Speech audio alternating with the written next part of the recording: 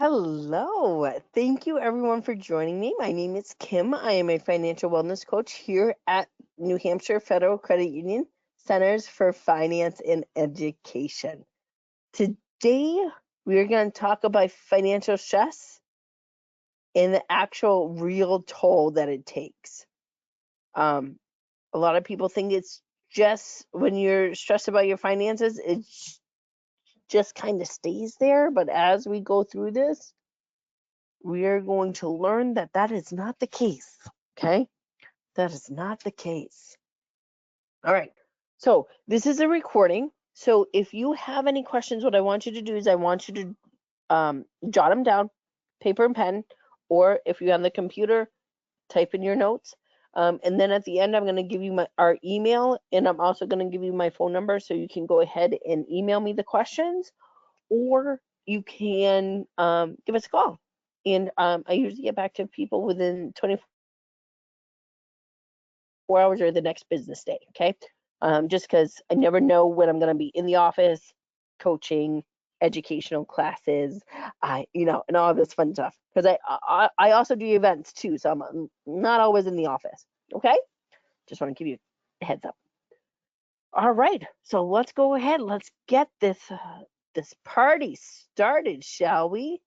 Now, today's class is all it's actually based on a survey. Genesis Bank um, released their findings of a survey. I'm going to have that link at the end of the presentation. If for some reason you're not able to get it or anything like that, shoot me an email and I can send it to you right in the email. Okay. So the survey that they conducted, and it's on their website. It's the Mind Money Connection. Go. How managing your finances can make you happier. And I have to tell you that managing our finances with my husband, um, we don't have money fights. Okay. That's the main source of contention in most marriages is finance. Well, most relationships. Doesn't have to be a marriage for you to have that type of, key when it comes to finances. Okay. So we don't have money fights. The whole purpose we don't have money fights is because we are very understanding of where we are. We budget every month. We know what we have coming in. We know where it's going. Okay. Um, does this mean we're rich? No. Does it mean we're happy? Yes. Okay. So one of the first parts of the survey, it talks about people, because a lot of people, even in coaching, I don't want to say they have inflated expectations, but some um, have to be brought down a little bit. Okay. They're floating a little higher than they should be, and we just got to bring them back down. But it's interesting when I saw this about being rich. What does being rich mean? A lot of people said not having financial debt. My husband and I don't have debt other than the house, and I don't feel rich at all. You know? So, and when the survey, when it talked about financial debt, I was like, that's what people think rich is not having financial debt? And then it made sense the more I went into this. Okay. 33.1% retiring early without concern about running out of funds. This is legit. I talk to people all ages. I've talked to people who are retiring, and I've had it both ways where they've been scared out of their mind. Once we look at their budget, they are fine. They're actually going to make more money in retirement than they are going to be making while they're working. And they're like, what? It's like, yeah. They're like, oh my God. Because they were so scared, they didn't look, right? They were so scared, they just kept working. They just kept stressing about it. They just kept going. When they could have retired, I had one lady that could have retired like half a decade before she came to see me. She goes, "This stinks." I'm like, "I'm so sorry, but good news is you can retire." So she was so like upset with herself. But I mean, that's what stress and fear can do, right? You don't want to look at it. 27.8% establishing generational wealth. Now that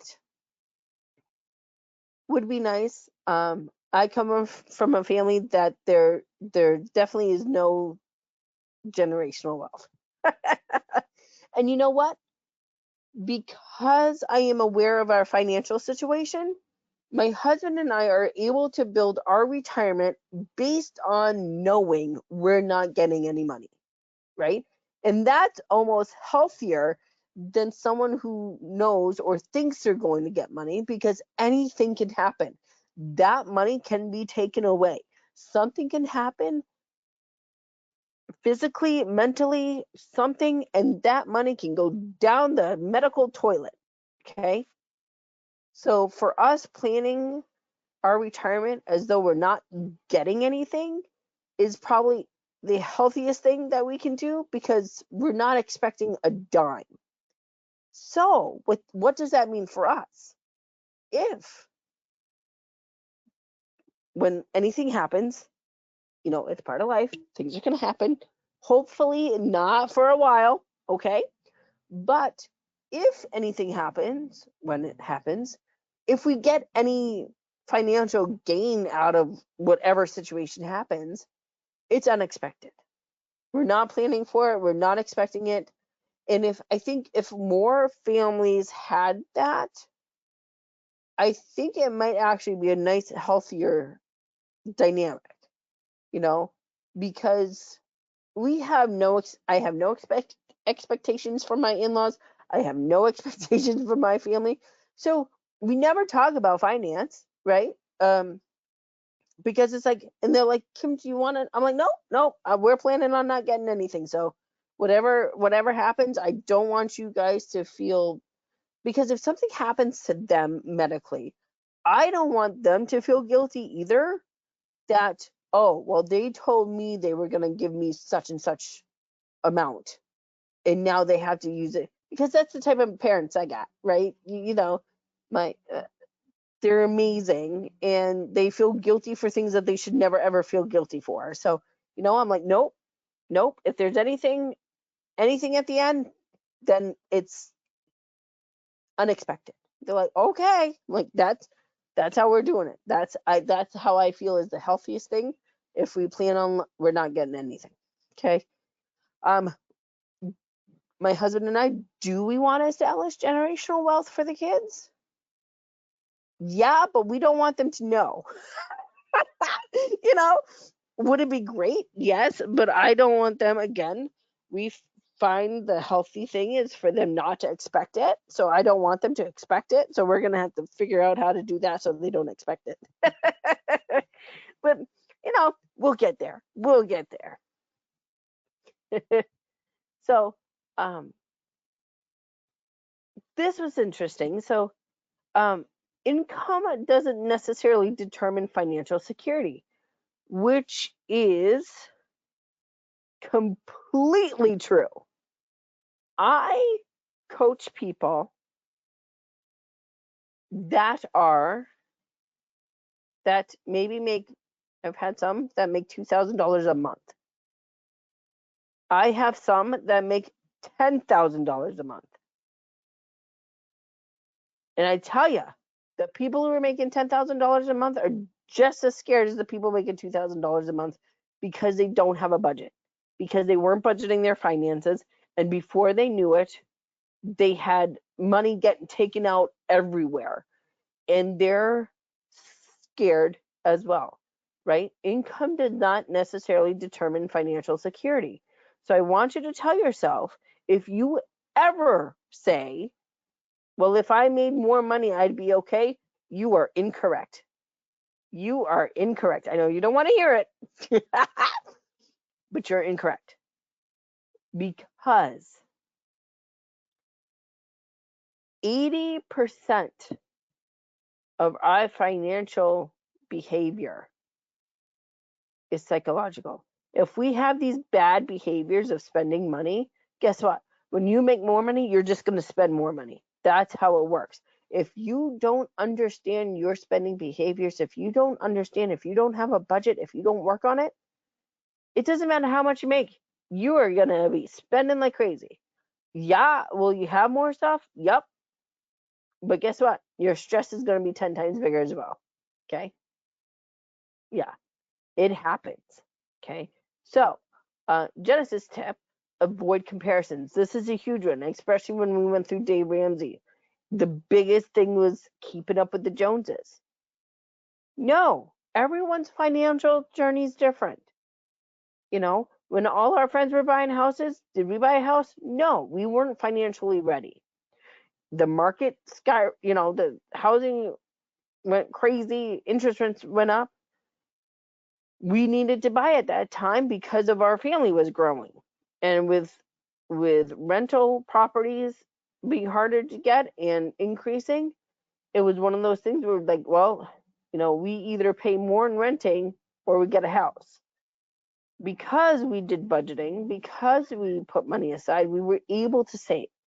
So for us, even though for most people it was a really bad time to buy, we took years for us to save, but we were at a point where we were financially ready. So we were ready.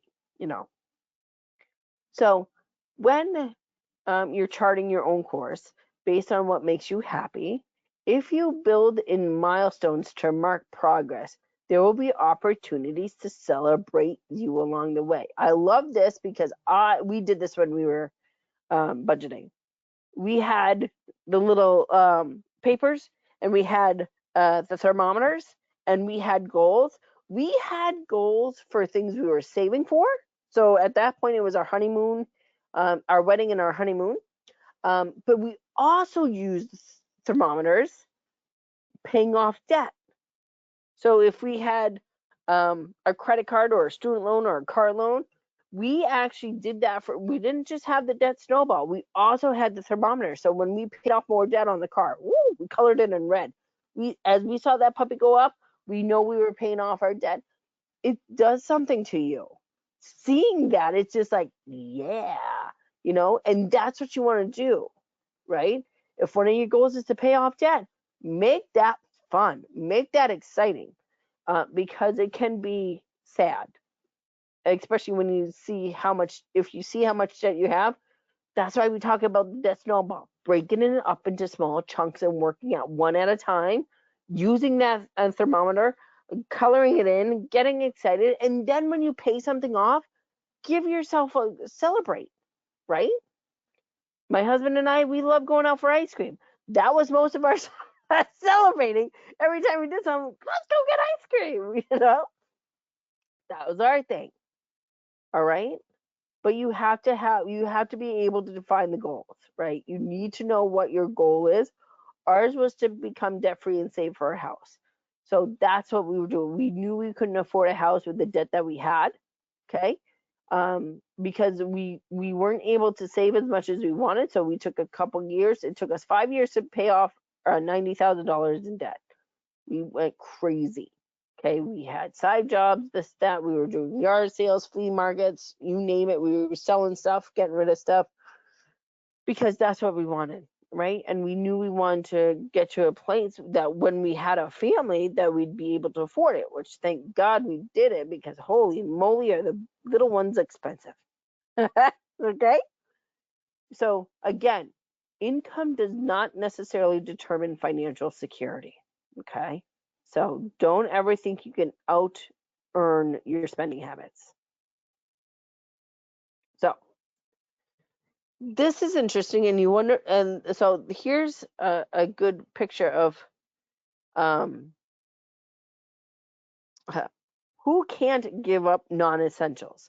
So non-essentials are things that include like eating out, gym memberships, treat yourself to purchases like pricey coffee drinks, a lot of those. So 28.5% of women said they cannot give those up, and 34.8% of men said they cannot give those up.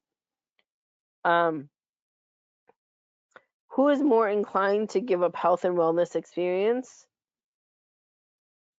So we have 29.3 of millennials. But so this is interesting. So, what are people spending their money on? Um, so 20% of the respondents said that the largest one-time payment in 2023 was a vacation, the most popular response. The second was credit card debt. And so this is why at the beginning, where they think people chose that they think people are rich if they don't have debt, is because the second thing people are spending their money, the second biggest category that they're spending money on is credit card debt, which is disgusting.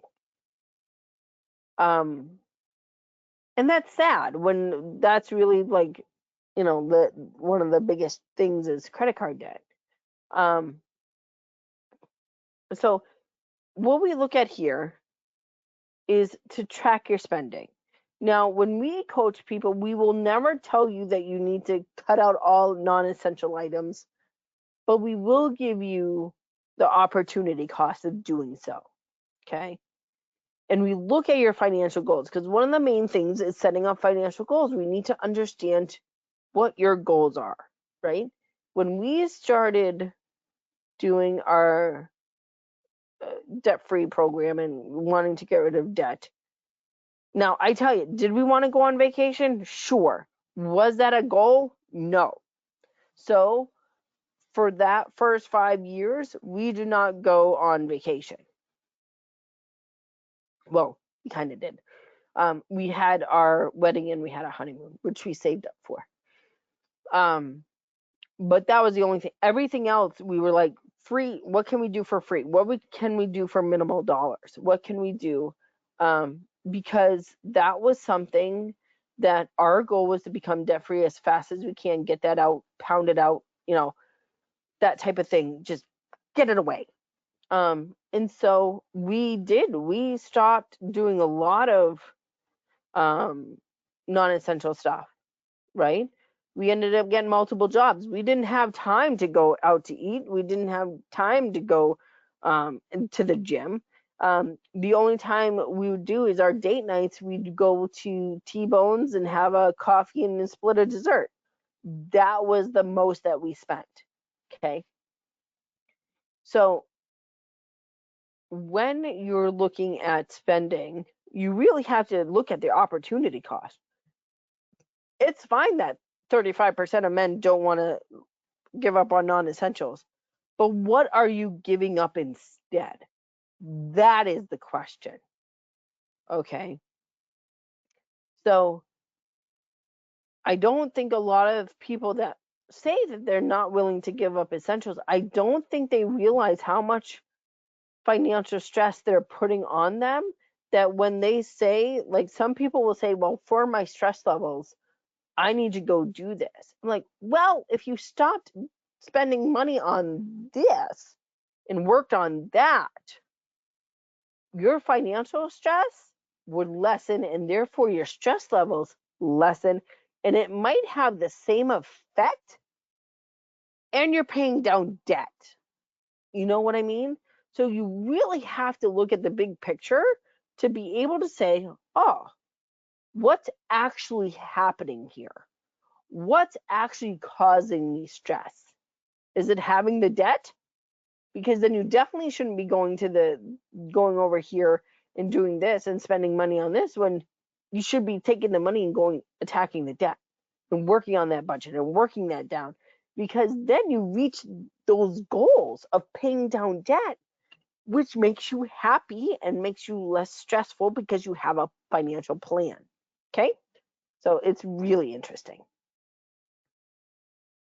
So, So when asked how frequently they check on their bank and investment balances, respondents said, so what this graph says to me is anybody that is checking it more times than pay period, then they're having financial stress. Okay? If you don't know what's happening in your bank account and you have to check it daily, that's scary. Okay? 2 to 3 times per week, still not good. Okay? That still means you don't know what's happening and you're checking it to make sure everything's getting covered. Okay? Not good. That's 67%. That's 67% not good. Okay? Once a week, I like that.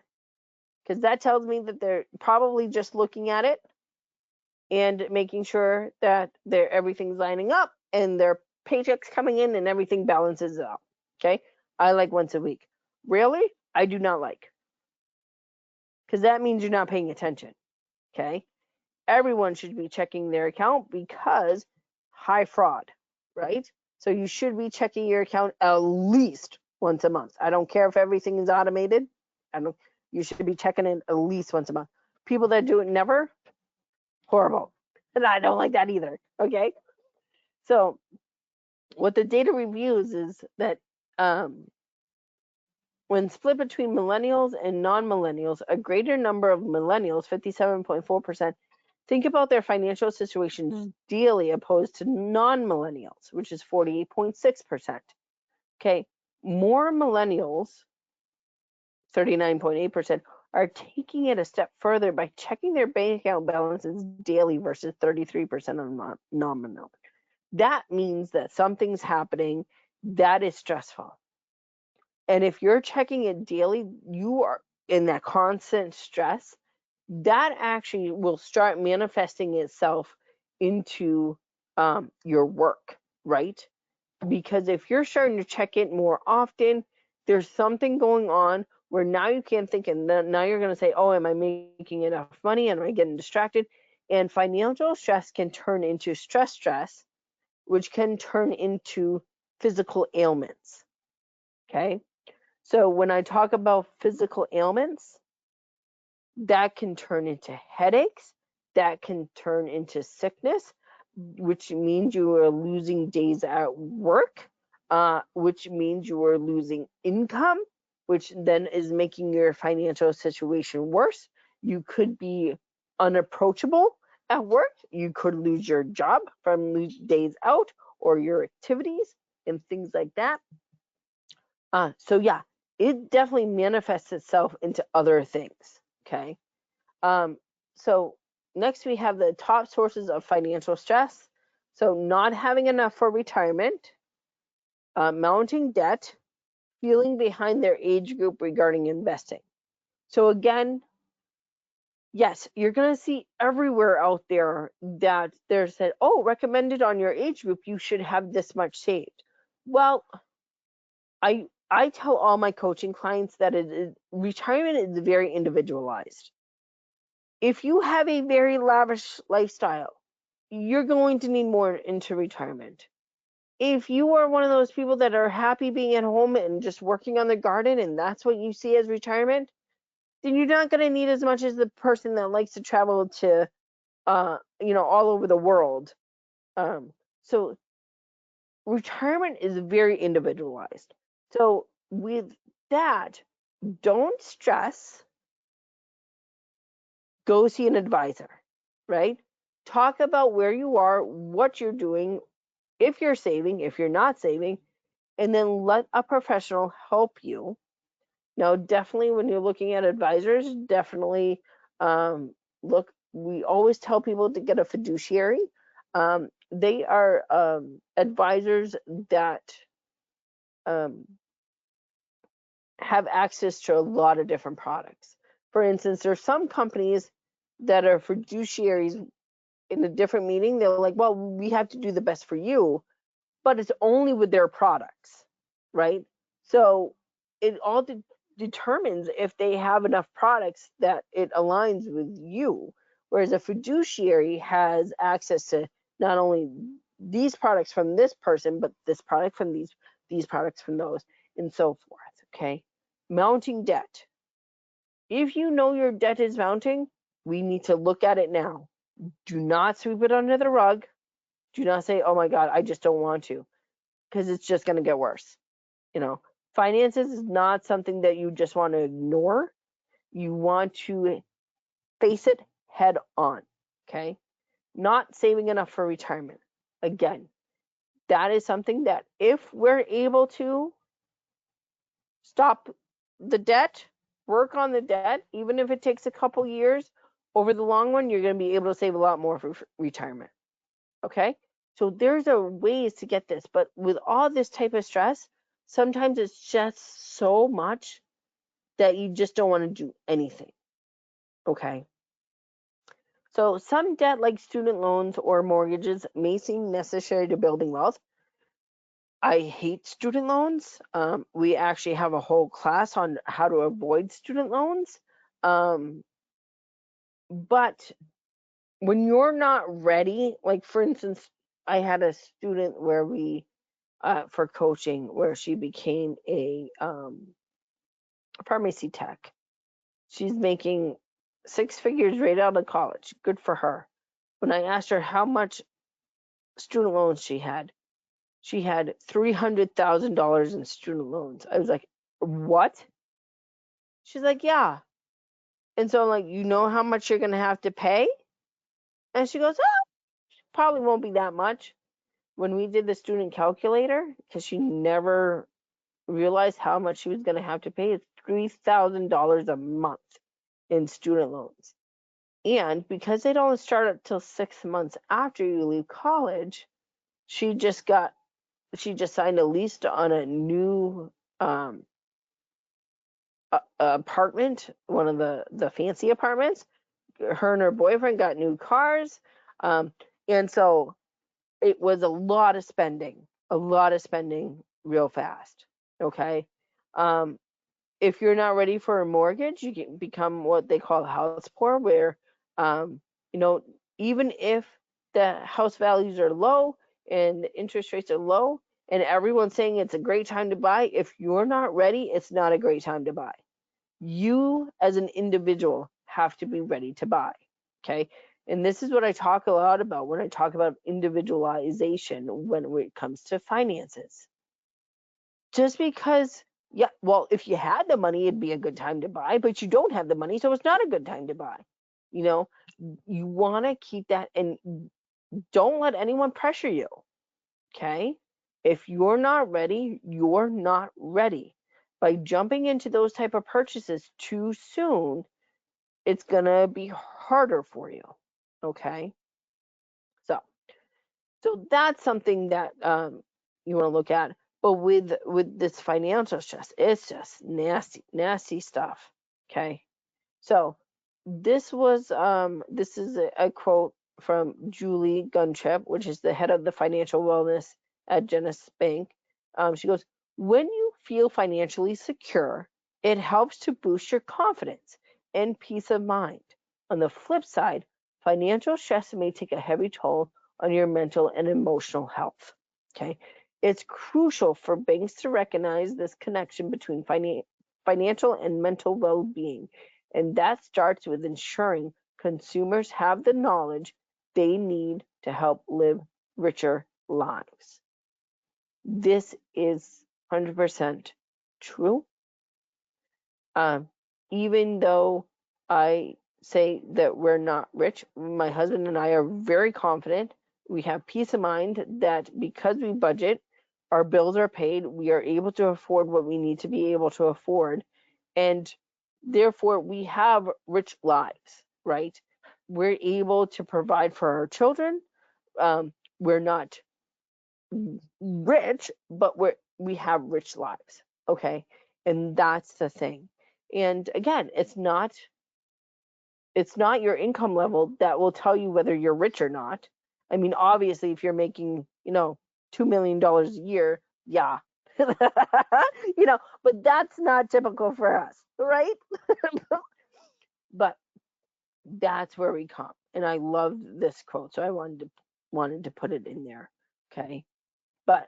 And this is the end of the presentation. So what we're going to do is we're going to talk about loud budgeting, which I am a huge advocate of. This encourages you to be vocal about your financial boundaries and say no to family or friends when something may fall outside of your budget. Now, my husband and I, we had very spontaneous friends, which we were spontaneous too before we're on a budget. That's how we got in our situation, was we were spontaneous. Whee! They make it sound so good until you look at your bank account. But once we started doing our budgeting and our friends were reaching out, we said, no, it's not in the budget for this month. So we can plan something next month. I tell you, we lost a lot of hanging out friends because they did not want to plan. They were spontaneous and they're like, well, I don't know if I'm going to have the money next month. I'm like, what? Like that blew my mind. For Christmas, for the first year that we started budgeting, we had like no money. So what did we do? We said, family, sucks to be you. No, no. But what I did tell them, I'm like, okay, guys, don't expect much. I was very vocal about what we were doing. I'm like, so your gifts are going to be handmade. Like, I love crafting, so it wasn't too bad, but it definitely wasn't, extravagant by any means. But I want you to feel confident about saying no. I have some coaching clients that their family keeps asking them for money. They don't have money to be given out, but then they don't feel confident saying no. I'm like, you can't live without that money. You can't give that away. They're like, yeah, but it's my son. I'm like, okay, they need to learn to live on what they have. Stop giving them your money because you can't even afford to buy food. Okay? I give you permission to be loud budgeters and say no. Okay? Also, frugal February, they call it frugal February, but obviously don't just do this in February. But focus on saving early in the year to make room for bigger purchases later on. Um, Now it says here for vacation, concerts, holiday travel. I'm not even talking about that stuff. We do this even for our home heating. We have propane, and that thing sucks us dry. So what we do is we actually, what the first winter we were here, we budgeted how much we spent for the season for propane, and what we did was we cut that into 12 months. So I have a savings account that's just for home heating where we put money in every month, so by the time it comes to heating, it's no longer a punch to the gut, right? We have that money in there, so it's a lot nicer when that comes around. That's what I want. Saving early for those type of purchases that are coming, huge. Okay. Quiet luxury. Originally defined as a lifestyle characterized by understated elegance and refined consumption. That sounds so nice, doesn't it? But what it's kind of got a new meaning, and it encourages consumers to emulate tasteful style without breaking the bank. Find ways to do that. If you like something, and it costs $500, see if there's some way you can maybe do it yourself or get a friend to or help you do that style, but in a cheaper manner. It's just that elegance, but on a budget. Okay. And lastly, we encourage. Okay, so this is what they put down as we encourage, which I completely agree with. So I loved it, so I put it in here. Building self-confidence, confidence, and a sense of control by educating yourself. I would also tag into there by educating and executing on money matters. Okay. I know a lot of people that will educate themselves till they are red in the face, but they never actually implement anything they learn, and so nothing changes. So educating and implementing money matters. Okay. Void comparisons, huge. I bought a little Mazda 2 green car when we were in our budgeting, when we were in our debt, paying down our debt. I had so many people go, "Oh my God, why'd you buy that car?" And I'm like, because first it's a car I could afford, love the color, and it's fun as heck. I was confident about my purchase. I felt good about my purchase. And you know what? Other people ended up following suit. They're like, "Oh my God, this is a great car." I'm like, "Of course it is." Confidence. And avoid comparisons. I didn't care what other people were driving. I knew what I needed. It fit my needs, and I ended up loving it. And I ended up having that car for 10 years. Loved it. Okay. Practice intentional spending. Track your expenses. I am a huge advocate of budgets, of spending plans. If you need help, I can assist you. Okay. Tackling debt with a strategic repayment plan. Okay. So we can look at debt consolidations. I love the debt snowball. That was the plan that my husband and I used that we absolutely loved. And, yay. And again, I loved using the visuals, the thermometers, and coloring those in as we were paying down our debt. Watch that go up. It was fantastic. Okay. Set aside short and medium term savings for emergencies. Okay. Yes, we actually have a whole class on expense savings accounts and what they're used for. Emergency fund, definitely should have one. If you do have debt and your goal is to pay down debt, usually we recommend having at least $1,000 in that emergency fund and then focusing all that on the other stuff on debt. Okay. But then expense savings, we have it for regular savings, like for pets. We have one for baby savings, so I can, we make sure that we have the diapers, the wipes, all that good jazz, but also have some room in there for toys and fun stuff, right? Preparing for retirement and other long-term saving goals as early as possible. And when they say as early as possible, they say whenever you're ready, right? So work on a plan. As you pay down debt, if you do have debt, focus on that first. Once you get the debt out of there, right? As you're focused on paying down debt, you're usually also changing your spending habits, and so as you work down debt, you're changing your spending habits, you're spending less. Then by the time you get that done, you're going to be in an awesome position to start throwing money into retirement. Okay. But you have to take it in steps. You can't do all of this at once. Your head's going to go, okay? Assessing and adapting your money management practices throughout life's changes. When my husband and I started this journey, it was me and him. Okay. Then the first little gremlin came. We had to change it. And then the second little gremlin came, and then we really had to change it. Okay. So you have to be able to be flexible and be able to change your budget when big life things change. Okay. All right. So that's what we got. And again, a lot of this is, I think, extremely helpful. And so here is the full survey. So you can actually just do, you can actually look this up and you can find them. If you are looking to actually find the entire article, go ahead, email us, and you can email us at center, CENTER, F as in Frank, E at nhfcu.org. Okay. Or you can give us a call at 603-224-7731, extension 330.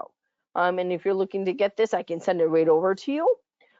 Again, I usually will return calls within 24 hours or the next business day, just because I'm in and out of the office a lot with events in educational classes and so forth. Okay, so thank you so much, guys, for taking the time.